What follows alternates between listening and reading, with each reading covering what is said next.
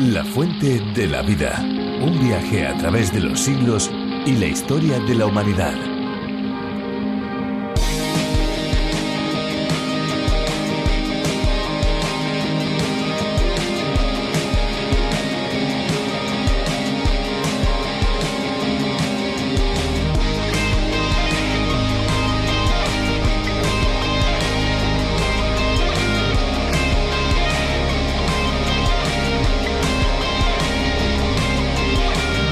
Un deportista pierde mucho líquido durante los ejercicios que realiza. En las competiciones de resistencia es común ver a los atletas recibiendo la provisión necesaria de agua. Si vamos a practicar deportes, debemos recordar que el agua es fundamental para que el cuerpo siga funcionando adecuadamente y para evitar así la deshidratación.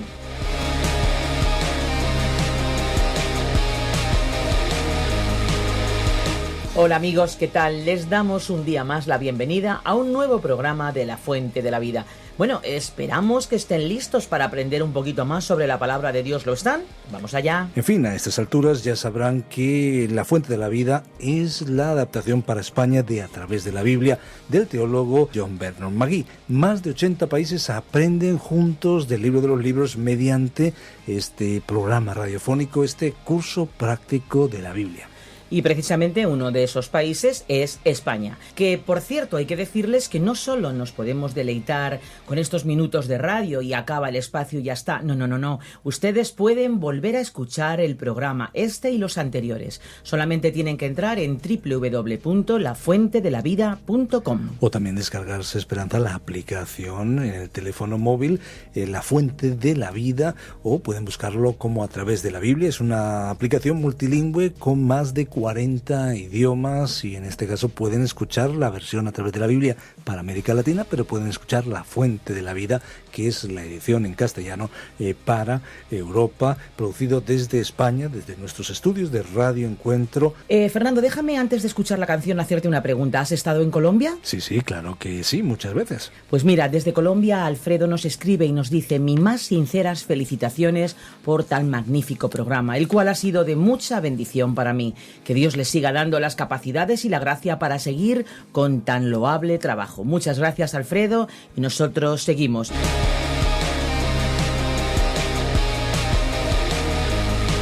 Aún los que tienen lo suficiente para vivir pueden verse preocupados por la necesidad. Esperar, la verdad es que es muy difícil, ¿están de acuerdo? Confiar también lo es.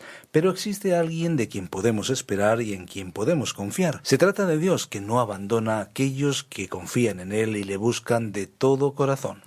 Pues en la exposición de hoy vamos a seguir con el Sermón del Monte, en el que Jesucristo nos da indicaciones para aprender a confiar y a depender de Dios. Virgilio Bagnoni nos va a ayudar en esta búsqueda, así que le escuchamos. La Fuente de la Vida. Hoy consideraremos el Evangelio según Mateo capítulo 6. El tema incluye los motivos internos que rigen los actos externos de justicia, tales como el dar limosnas, la oración, el ayuno y la obtención de riquezas, así como la relación de los súbditos del reino de los cielos con Dios. En primer lugar, el motivo y el método para dar limosnas. El capítulo 6 de Mateo trata sobre la parte exterior de la religión. En el capítulo 5, el rey hablaba de la justicia que debían poseer sus súbditos, que debía superar a la justicia de los escribas y fariseos, y que sólo se recibe por medio de la fe en Cristo.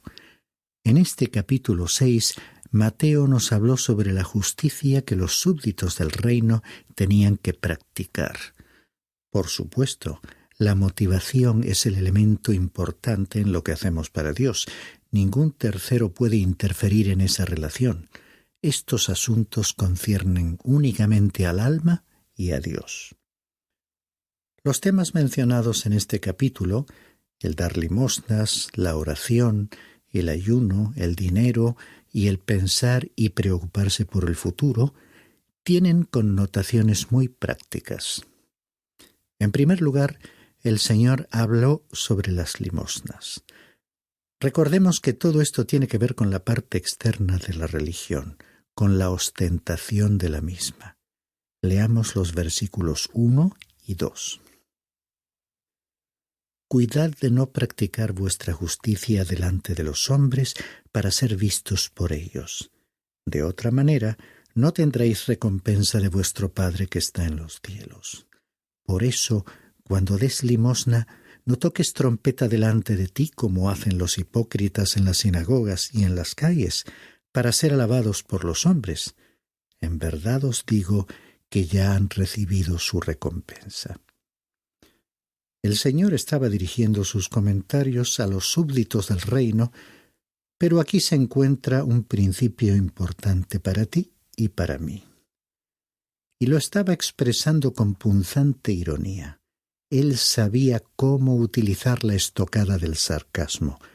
Cuando los fariseos querían entregar algo a los pobres, acostumbraban a situarse en la esquina de una calle concurrida de Jerusalén y entonces hacían sonar una trompeta. Aunque su propósito era reunir a los necesitados para recibir los regalos, al mismo tiempo daban a otros una buena oportunidad de ser testigos de sus buenas obras. ¿Ves alguna similitud con la forma en que algunos cristianos actúan en el día de hoy? Nuestro Señor dijo que cuando los fariseos obraban de esta manera, ya tenían su recompensa. ¿Y cuál era esta? Bueno, pensemos en lo que ellos buscaban. Jesús dijo que ellos lo hacían para recibir los honores de los demás. Al sonar la trompeta, todos acudían a presenciar su generosidad y precisamente esta era su recompensa. Sus limosnas no eran un asunto privado entre ellos y Dios. Cabe preguntar lo siguiente: ¿por qué motivo das tú? El dar a otros es un tema entre tú y Dios. Y en el mismo momento en que hay un tercero implicado, no se te reconoce ningún mérito en los cielos, porque no significa nada para Dios. Continuemos en los versículos 3 y 4. Pero tú, cuando des limosna, que no sepa tu mano izquierda lo que hace tu derecha, para que tu limosna sea en secreto, y tu Padre que ve en lo secreto te recompensará. Aquí no se nos dice que el acto ha de ser tan secreto que la persona prácticamente olvide lo que ha dado. De esta forma muestra su justicia ante Dios y no ante los hombres, por lo cual el Señor la recompensará en público. En el párrafo siguiente se nos habla sobre las señales de la oración genuina. Leamos el versículo 5. Y cuando oréis, no seáis como los hipócritas, porque a ellos les gusta ponerse en pie y orar en las sinagogas y en las esquinas de las calles, para ser vistos por los hombres. En verdad os digo que ya han recibido su recompensa. El Señor utilizó un lenguaje fuerte, ¿verdad? Oraban para ser vistos por los demás y lo conseguían. Pero sus oraciones no llegaban más allá de los techos de aquellos edificios. El versículo 6 continúa diciendo: Pero tú, cuando ores, entra en tu aposento, y cuando hayas cerrado la puerta, ora a tu Padre que está en secreto, y tu Padre que ve en lo secreto te recompensará. El concepto aquí expresado es revolucionario. ¿Has observado que el Señor usó el término Padre? Él estaba hablando sobre los ciudadanos del reino, pero en la actualidad, ¿cómo te conviertes tú en un hijo de Dios? El Evangelio de Juan, capítulo 1 y versículo 12, nos da la respuesta. Pero a todos los que le recibieron, les dio el derecho de llegar a ser hijos de Dios, es decir, a los que creen en su nombre. Y el Señor le dijo a Nicodemo: tienes que nacer de nuevo.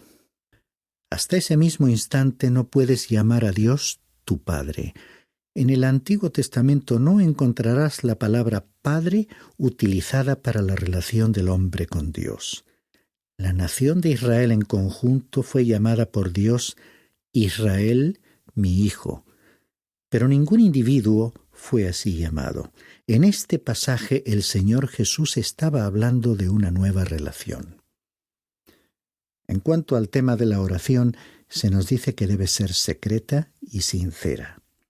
Muchos santos desconocidos serán públicamente conocidos en el futuro tribunal de Cristo como personas que oraron verdaderamente a Dios.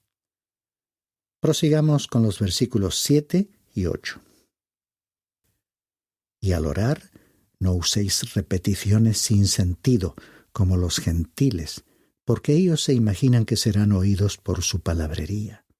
Por tanto, no os hagáis semejantes a ellos, porque vuestro Padre sabe lo que necesitáis antes que vosotros le pidáis. En primer lugar, la oración debe caracterizarse por su sinceridad e intimidad. Mateo capítulo 6 y versículo 6 nos hablaba de entrar en el cuarto y cerrar la puerta. Tu oración es un asunto que concierne únicamente a ti y a Dios. En segundo lugar, con respecto a la oración destacamos su sencillez y brevedad.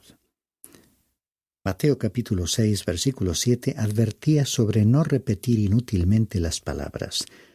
Expresa directamente los aspectos esenciales y dile al Señor lo que tienes en tu mente.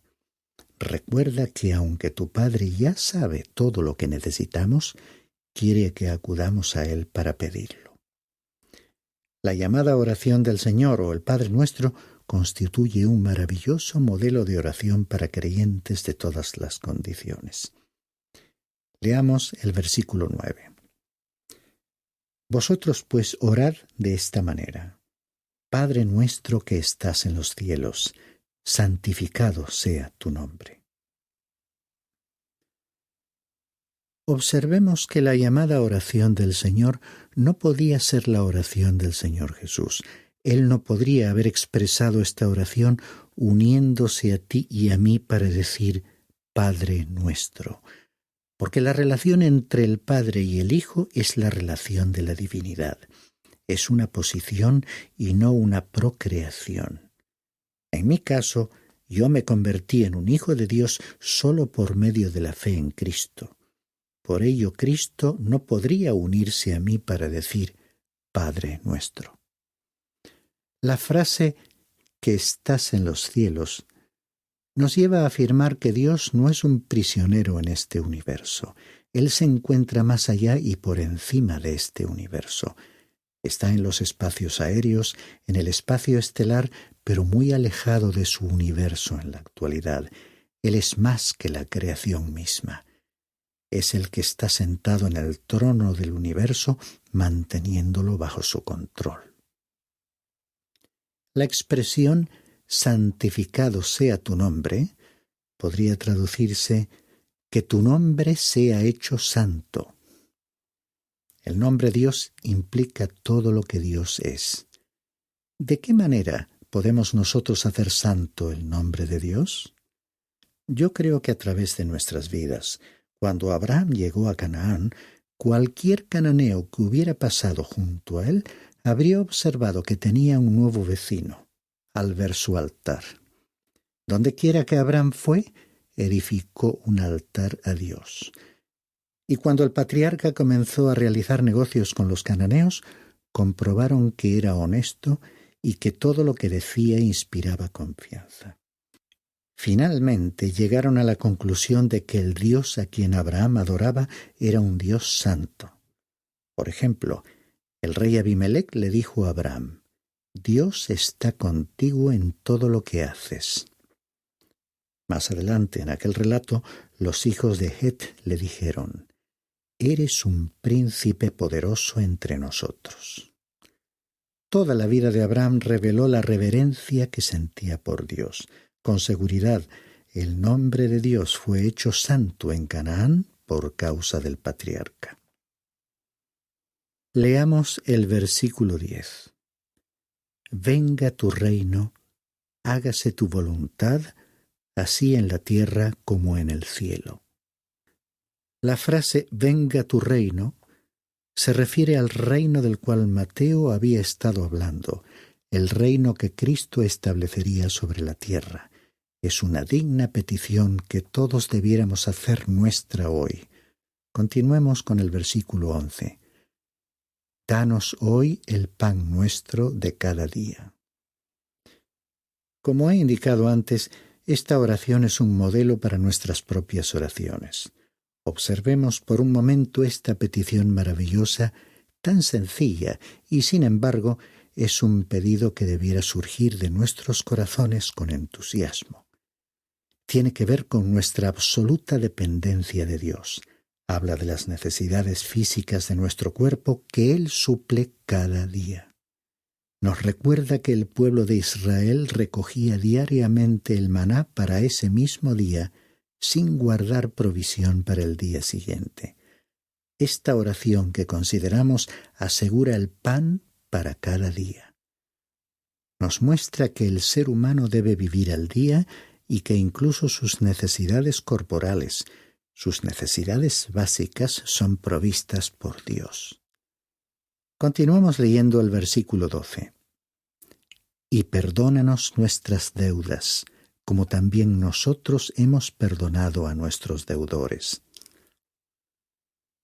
Esta petición es de carácter legalista y no referida a la gracia. Yo doy gracias a Dios por otro versículo de las Escrituras en la carta de Pablo a los Efesios capítulo 4, versículo 32. Sed más bien amables unos con otros, misericordiosos, perdonándoos unos a otros, así como también Dios os perdonó en Cristo. En la actualidad, Dios nos está perdonando en base a lo que Cristo ha hecho por nosotros, no en base a que nosotros perdonemos a otros en cuanto al asunto de nuestra salvación. La redención de Dios se ve en su totalidad cuando Dios nos perdona. Cuando aquí dice, perdónanos, como nosotros hemos perdonado, no se refiere a nuestra salvación. Está hablando a aquellos que ya son salvos, que ya tienen en sí mismos la naturaleza de Dios. Él no espera a que tú perdones para perdonarte después. Este no es su método de resolver la cuestión del pecado. Él envió a su Hijo para morir y partiendo de esta base, Dios nos perdona. Veamos el versículo 13. Y no nos metas en tentación, mas líbranos del mal, porque tuyo es el reino y el poder y la gloria para siempre jamás. Amén. En la expresión no nos metas en tentación, el término meter nos puede dar una impresión equivocada porque el apóstol Santiago dijo que Dios no tienta a nadie. Esto es cierto. Otras versiones traducen la misma palabra como prueba.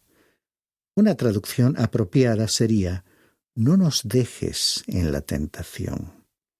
No quiere decir que nos mantenga fuera de ella, sino que reconociendo nuestra debilidad, cuando estemos pasando por la tentación, nos dé la fuerza para librarnos de ella.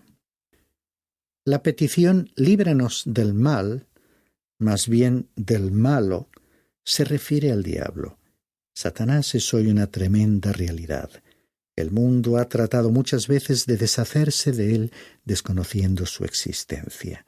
Cualquiera que aboga por Dios y su causa conoce la trágica realidad de Satanás y es consciente de la presencia de Dios, aunque tiene también conciencia de la presencia de su enemigo. Debo añadir también que esta oración es muy adecuada para un nuevo creyente que esté aprendiendo a orar. Como modelo que es, nos muestra qué deberíamos incluir en nuestras oraciones. A Él le agrada que aprendamos a orar y a hablar con Él con nuestras propias palabras y con naturalidad. Y como Jesús dijo en versículos anteriores, la oración no debe convertirse en una exhibición pública. La oración más efectiva se lleva a cabo en privado, entre tú y Dios. Leamos el próximo párrafo, es decir, los versículos 16 al 18, que tratan sobre el significado del ayuno. Y cuando ayunéis, no pongáis cara triste como los hipócritas, porque ellos desfiguran sus rostros para mostrar a los hombres que están ayunando. En verdad os digo que ya han recibido su recompensa. Pero tú, cuando ayunes, unge tu cabeza y lava tu rostro, para no hacer ver a los hombres que ayunas, sino a tu Padre que está en secreto, y tu Padre que ve en lo secreto te recompensará. Creo que el ayuno tiene un valor para los creyentes de nuestro tiempo si se practica de forma privada como un asunto personal entre el alma y Dios. Leamos ahora los versículos 19 al 21 que tratan sobre el ganar dinero y el significado de las verdaderas riquezas. No os acumuléis tesoros en la tierra, donde la polilla y la herrumbre destruyen y donde ladrones penetran y roban, sino acumulaos tesoros en el cielo, donde ni la polilla ni la herrumbre destruyen, y donde ladrones no penetran ni roban, porque donde esté tu tesoro, allí estará también tu corazón. Algunos piensan que hablar de dinero es un asunto puramente material. Sin embargo, el Señor habló sobre acumular tesoros en el cielo. Cuando utilizamos el dinero para la propagación del Evangelio, para que la palabra de Dios esté al alcance de todos, es como si ese dinero se convirtiese en moneda de curso legal en los cielos. Al acumular ese tesoro en los cielos, tus pensamientos estarán más orientados hacia la morada de Dios y menos atrapados por el deseo insaciable de obtener riquezas, convirtiéndolas en un ídolo que puede desplazar a Dios de tu vida. El capítulo finaliza con el tema de los bienes materiales y la relación del creyente con ellos. El consejo es que no dediquemos demasiada consideración a nuestras necesidades materiales. Leamos el versículo 26 donde el Señor nos dice: «Mirad las aves del cielo que no siembran, ni siegan, ni recogen en graneros, y sin embargo vuestro Padre Celestial las alimenta. ¿No sois vosotros de mucho más valor que ellas?» Las aves no pueden sembrar, cosechar, ni recoger en graneros, cosa que nosotros sí podemos hacer con la misma libertad con que ellas viven y actúan. Las aves confían en el cuidado de Dios y de la misma forma nosotros también debemos confiar. Esto no significa que no debamos ejercer nuestro criterio, porque Dios nos ha creado con esa capacidad. Lo importante es que no nos pasemos la vida sintiendo que los bienes materiales se convierten en una carga pesada para llevar. Los versículos 28 y 29 añaden otro motivo de gran interés y preocupación para algunos. Y por la ropa, ¿por qué os preocupáis? Observad cómo crecen los lirios del campo. No trabajan ni hilan, pero os digo que ni Salomón en toda su gloria se vistió como uno de estos. No se trata de ser descuidado en este aspecto, porque ello no honra a Dios. Jesucristo llamó nuestra atención sobre la belleza de las flores. Los versículos 30, 33 y 34, con los que finaliza el capítulo, culminan con una meta que nos ofrece una auténtica calidad de vida. Y si Dios viste así la hierba del campo, que hoy es y mañana es echada al horno, ¿no hará mucho más por vosotros, hombres de poca fe? Pero buscad primeramente su reino y su justicia, y todas estas cosas os serán añadidas. Por tanto, no os preocupéis por el día de mañana, porque el día de mañana se cuidará de sí mismo. Bástele a cada día sus propios problemas. El Señor nos advierte sobre el peligro de dejarnos dominar por la ansiedad para que los bienes materiales no constituyan la meta de nuestra vida. Alguien ha dicho que el día de hoy es el mañana que nos preocupó ayer. El Creador, que cuida del sustento y belleza de la naturaleza y de los seres creados, cuidará de nosotros. Lo realmente importante es poner a Dios como prioridad, es decir, permitir que Él ocupe el primer lugar de nuestra vida. La Biblia es la palabra de Dios y como tal nos provee de todo lo necesario para nuestro crecimiento espiritual. Es lo que esperamos que experimenten un auténtico encuentro con Dios y, por supuesto, el descubrimiento de ese agua de vida que llena nuestro ser. Si quieres seguir bebiendo de ese agua, puede escuchar el podcast del programa en lafuentedelavida.com. También pueden descargar la aplicación La Fuente de la Vida, disponible para Android y para iPhone, que pueden encontrar con el nombre A Través de la Biblia. Es una aplicación multilingüe. Elijan la versión de castellano para Europa. Y estén atentos porque les vamos a dar nuestros números de teléfono para poder contactar con nosotros. ¿Están listos? 91 422 0524. Ese es el número fijo. Pero también tenemos un número móvil, 601 20 32 65. Ambos con el prefijo +34 si nos llaman desde fuera de España. También tenemos un correo electrónico, info@radioencuentro.net. Pueden también escribir al apartado 24081, código postal 28080 de Madrid. Pues muchas gracias por acompañarnos y hasta pronto y hasta siempre. Recuerden que hay una fuente de agua viva que nunca se agota. Beba de ella. Este ha sido un programa de Radio Transmundial producido por Radio Encuentro, Radio Cadena de Vida.